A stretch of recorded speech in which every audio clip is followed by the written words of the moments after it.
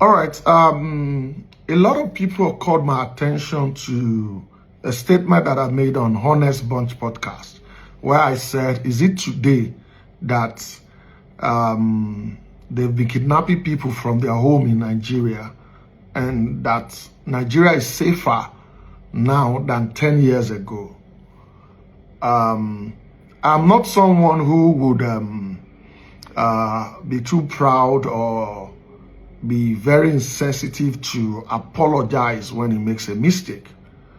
And if you notice, even on the Honest Bond podcast, when I said that I had the opportunity to host Governor Alex Otti's fundraising dinner, and I said it was while he was in APC, which was actually a mistake, because then he was in ABGA, though at some point he also went to APC before he finally joined Labour Party.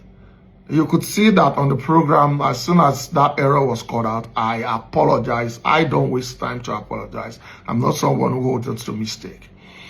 And I had looked at that sentence, that statement, and I think that it is quite insensitive to people who had an issue or the other with kidnapping, relatives being killed and all that. And I want to sincerely and unreservedly tender an apology to those who that statement have hurt. And I know how you feel. I believe that statement is very, very insensitive, even though that wasn't what I was trying to say.